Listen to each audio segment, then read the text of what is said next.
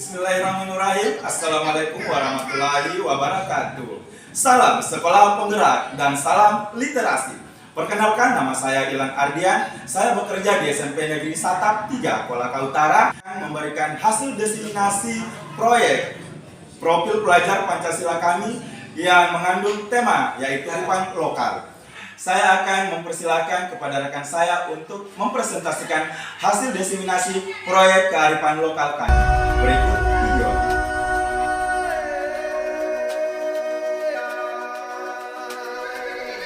Jadi saya akan sedikit memaparkan mengenai sejarah Sagu.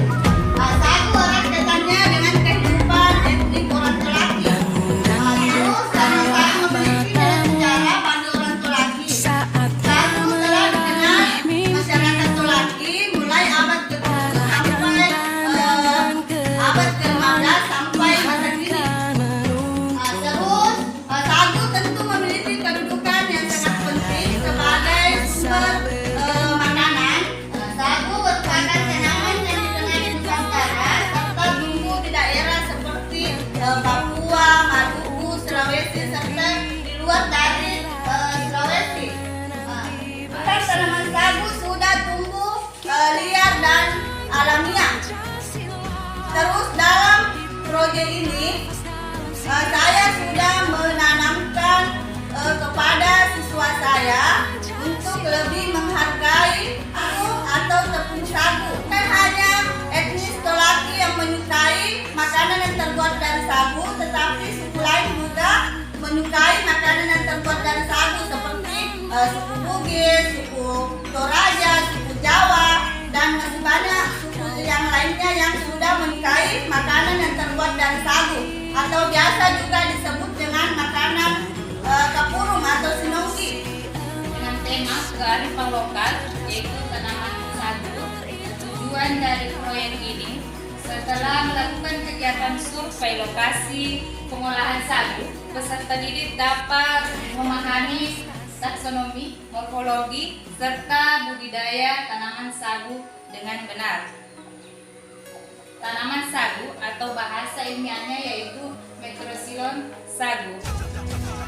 Pohon sagu adalah salah satu jenis tanaman yang menjadi bahan makanan utama sebagian penduduk Indonesia, terutama masyarakat Indonesia Timur, seperti kita di Desa Situ, Kabupaten Kolaka Utara, Sulawesi Tenggara. Sagu ini dijadikan makanan pokok karena mengandung karbohidrat tinggi. Taksonomi tanaman sagu seperti yang dipaparkan di atas, ada kingdom, divisi, kelas, ordo, famili, genus, dan spesies. Di morfologi tanaman sagu, morfologi yang pertama yaitu ada batang. Morfologi pertama dari pohon sagu yang dibahas adalah bentuk batangnya.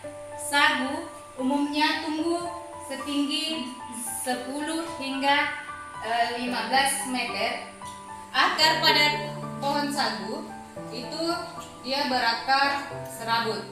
Daun pada tanaman sagu ini kalau dilihat hampir sama dengan pohon kelapa. Morfologi berikutnya bunga dan buah. Ini bunga dan buah termasuk bunga majemuk. Biasanya dia muncul di batang. Lanjut di budidaya tanaman sagu. Tanaman sagu ini dia memerlukan teknik atau cara khusus agar dapat berhasil penanamannya. Jadi ada yang pertama, pengadaan bibit sagu. Jadi ini ada dua metode. Metode yang pertama secara generatif, yang kedua metode generatif. Metode vegetatif maksudnya. Vegetatif ini dia menggunakan anakan yang menempel pada pangkal batang induknya. Yang kedua, penyemaian dan pembibitan. Dengan tumbuhan lainnya setelah ditanam pasti ada pemeliharaan supaya tidak terjangkit penyakit hama. Setelah siswa memahami proses bagian morfologinya, taksonominya serta budidaya tanaman sagu, maka siswa diberi tugas mandiri, yaitu menanam minimal 5 pohon sagu. Oke, saya kira cukup yang sempat saya paparkan. Benar-benar bermanfaat. Assalamualaikum warahmatullahi wabarakatuh. Mengolah sagu, kami memilih dulu sagu yang layak untuk ditebang seperti yang dipaparkan oleh gambar di atas. Kami itu memilih sagu sekitar berumur 7 tahunan yang belum berbuah, karena kalau sudah berbuah maka hasilnya tidak baik. Di sini sebelum menebang kami sensor, alat pembelah, rakat, sorter kayu, saringan, pabrik, parut, sagu, dan ya bahannya tadi sudah ada. Ini ada bahannya sagu. Ya, ini ada pohon sagu. Kemudian disediakan ada terpal tadi ya. Sebelum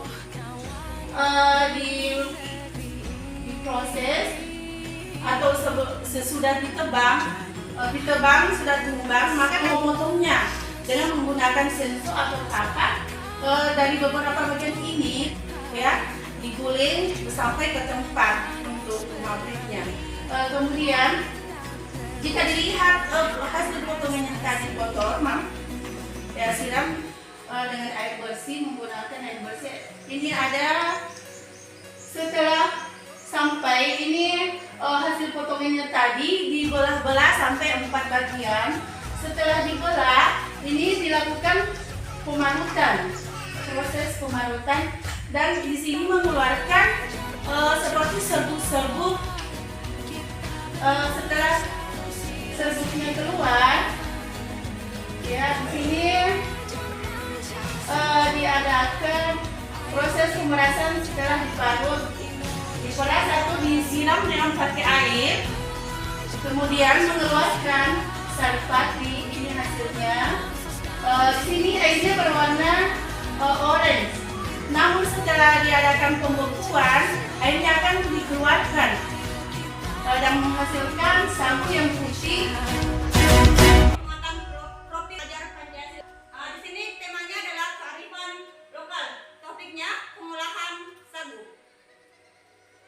Penguatan profil pelajar Pancasila meliputi yang pertama itu beriman dan bertakwa.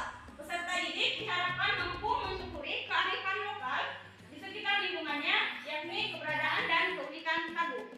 Kebinekaan global. Peserta didik diharapkan mampu mengenal dan menghargai kearifan lokal yang ada di lingkungan sekitar. Yang ketiga, bergotong royong. Peserta didik diharapkan mampu memiliki kemampuan untuk melakukan kolaborasi dengan sukarela agar kegiatan proyek yang dikerjakan dapat berjalan lancar dan mencapai tujuan bersama. Terus yang keempat adalah bernalar kritis. Peserta didik diharapkan mampu memproses informasi serta gagasan dengan baik, lalu menganalisa dan mengevaluasinya, kemudian merefleksikan pemikiran dan proses berpikirnya. Yang terakhir adalah kreatif.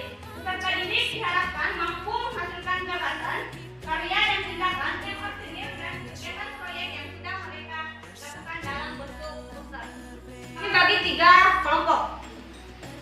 Ada kelompok A, B, dan C. Terus panduan kegiatan proyek bagi siswa.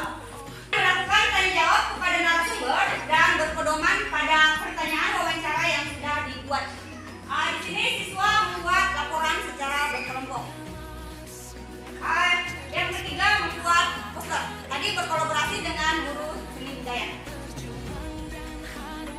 Penilaian hasil belajar proyek dilakukan dalam bentuk pameran atau presentasi proyek peserta didik untuk memberikan pemahaman yang nyata tentang apa yang dipelajari dan dilakukan peserta didik.